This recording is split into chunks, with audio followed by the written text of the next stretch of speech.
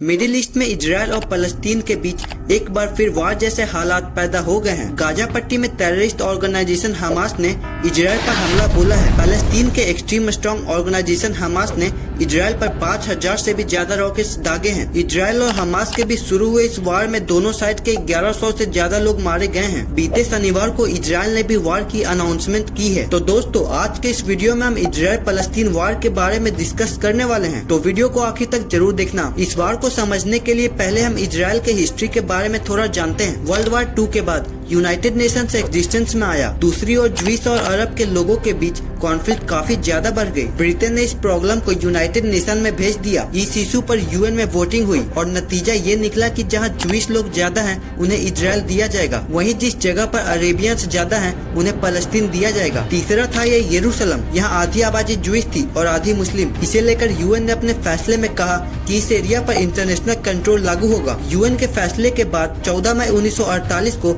Israel का formation हुआ। UN के फैसले के फौरन बाद इजराइल के पड़ोसी देश इजिप्ट, सीरिया, इराक और जॉर्डन ने उस पर हमला बोल दिया। इस वार में इजराइल ने अपना बचाव करते हुए इन चारों देशों को हरा दिया। इस लड़ाई के बाद जॉर्डन के पास फलस्तीन का पूरा वेस्ट बैंक का कंट्रोल आ गया। वहीं गाजा पट्टी पर इजिप्ट का जो जगह फलस्तीन की बची थी उस जगह पर इजराइल ने कब्जा कर लिया। वार में इजराइल ने फलस्तीन के 50% हिस्सों पर कब्जा कर लिया था। इस वॉर की वजह से लगभग 7 लाख अरब फलस्तीन को बतौर रिफ्यूजीज अपना देश छोड़ना पड़ा था। अरब इजराइल वार के बाद इजिप्ट, सीरिया और जॉर्डन ने 1967 में फिर से इजराइल पर हमला करने का प्लान बनाया। उनके इस हमले के पहले ही इजराइल ने 3 देशों पर हमला बोल दिया। इस वार में इजराइल ने सीरिया से गोलन हाइट, इजिप्ट से गाजा पट्टी और सिनाई पेनिनसुला और जॉर्डन से वेस्ट बैंक छीन लिया। बाद में कुछ इंटरनेशनल समझौतों के कारण इजराइल को सिनाई पेनिनसुला इजिप्ट को वापस करनी पड़ी। दूसरी तरफ इजराइल के पास पूरा फलस्तीन कब्जे में था। इस वार को 6 डे वार के नाम से जाना जाता है। इसके बाद फलस्तीनियों ने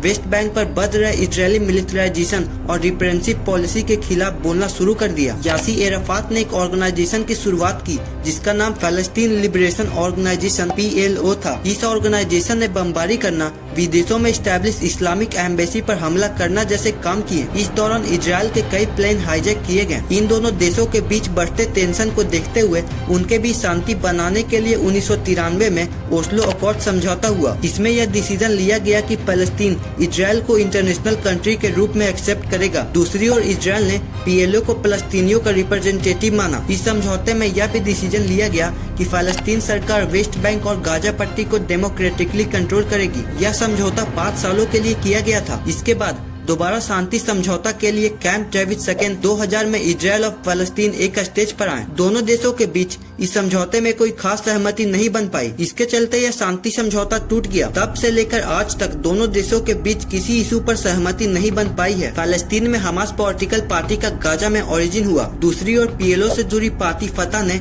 हमास को सरकार में लेने से मना कर दिया। इसके बाद 2007 में हमास का पूरी तरह गाजा पर कंट्रोल हो गया। इस कारण फतह को वहाँ से जाना पड़ा। एक्सट्रीम नेशनलिज्म के नशे में हमास गाजा पट्टी से इजराइल पर खतरनाक रॉकेट से हमला करता रहता है। इस कारण इजराइल ने गाजा को पूरी तरह से लॉक कर रखा है। इजराइल का कहना है कि ईरान जैसे देश गाजा में इजिप्ट के रास्ते हथियारों की सप्लाई करते हैं ताकि हमारे देश में इंटीग्रिटी को तोड़ा जा सके। इससे पहले अगस्त 2022 में दोनों देशों के बीच 3 दिनों तक कॉन्फ्लिक्ट चला था। इजिप्ट के बीच में आने के बाद दोनों साइड सीज फायर के लिए राजी हुए थे। अगस्त 2022 से पहले दोनों साइड में मई 2021 में भी 11 दिनों तक कॉन्फ्लिक्ट चला था। अब बात करते हैं अभी चल रहे कॉन्फ्लिक्ट की। फलस्तीन के आर्म ऑर्गेनाइजेशन हमास ने इजराइल के खिलाफ ऑपरेशन अल अक्सा फ्लश शुरू किया है। इजराइल ने इस बात को कंफर्म किया है कि हमास के फाइटर उसके कब्जे वाले इलाकों में घुस गए हैं। इजरायली सेना के स्पोक्समैन डैनियल हगारिया ने कहा कि हमास ने वाटर, लैंड और एयर तीनों तरह से हमले किए हैं। लोकल टाइम के मुताबिक